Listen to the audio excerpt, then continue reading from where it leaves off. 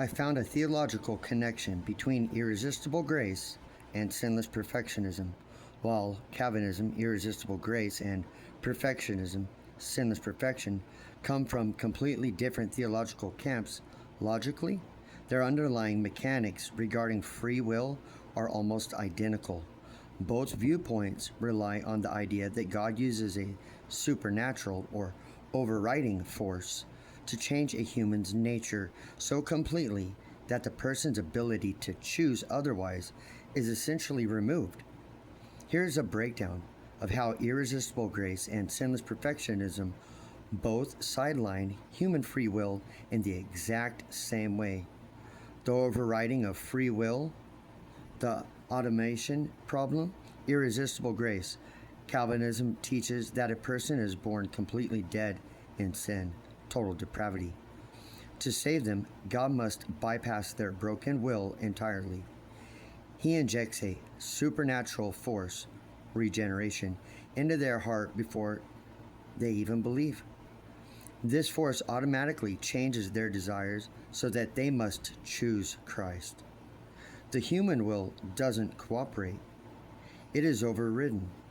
Sinless perfectionism, this view, often associated with radical strains of the holiness movement, teaches that a Christian can reach a state on earth where they no longer commit any sin. How? They believe God applies a second, massive wave of supernatural grace that completely eradicates the sin nature or carnal mind. The shared flaw in both systems, the human stops acting like a truly free moral agent. In Calvinism, you are supernaturally forced to choose salvation. In perfectionism, you are supernaturally locked into doing good.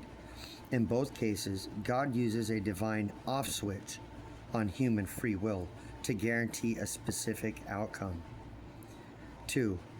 Turning humans into good robots. Critics argue that both of these doctrines make human obedience meaningless because they eliminate the presence of a real struggle or a genuine alternative choice. If irresistible grace means you cannot resist God's call, then your faith is not a voluntary expression of love. It is a programmed response. If sinless perfection means you cannot sin anymore because God has completely rewired your heart, then your righteous behavior is no longer a daily free will choice to take up your cross and deny yourself.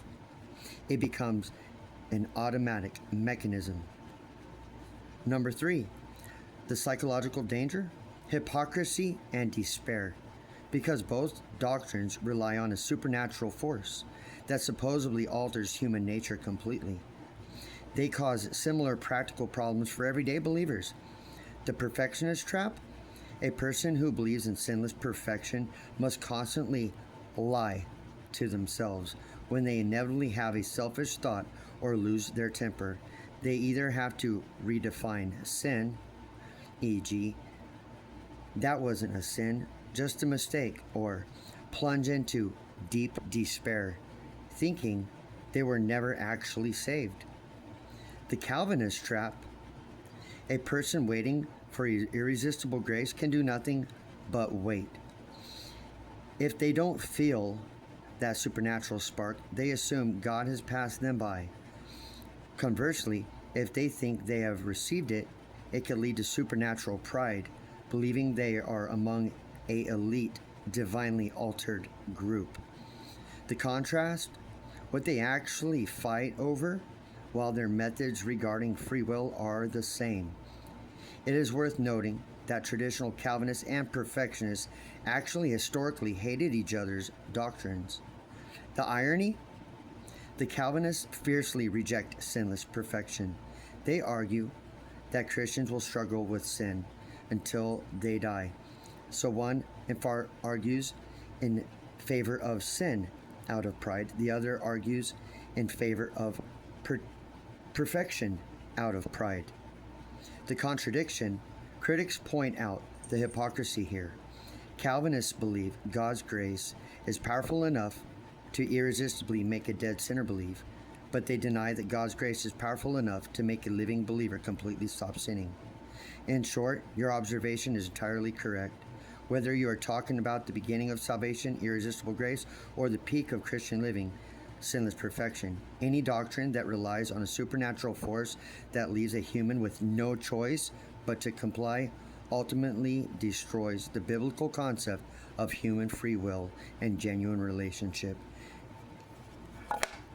Folks, this is why I tell you, the prodigal son of his own free will had to come out of the pig pen to go to the Father. Therefore, so do you.